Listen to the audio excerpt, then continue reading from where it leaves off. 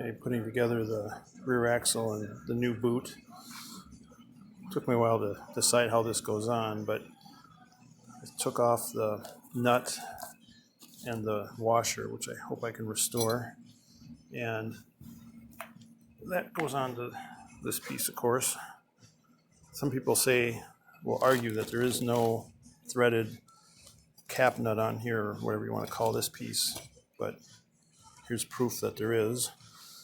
Anyway, I'm going to put the small opening of the boot on first.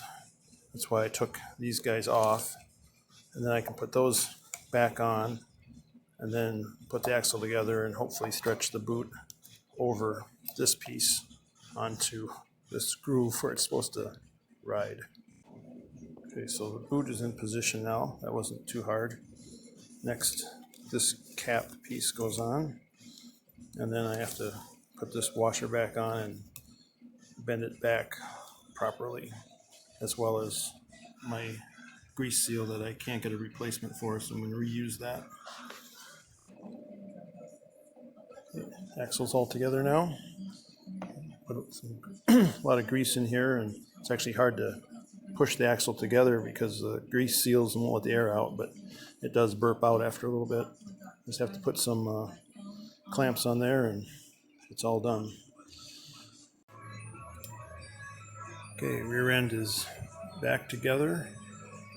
It was a little bit of a battle overall, but looks pretty good.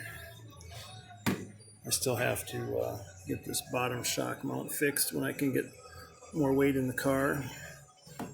And I've got stuff to torque up, but it's good enough to roll it around now.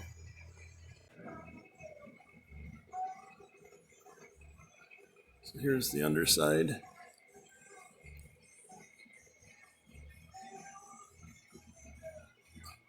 Sure will look a lot nicer when I get the frame done. Kind of hate putting it back together with all the dirty frame around it, but that was my plan.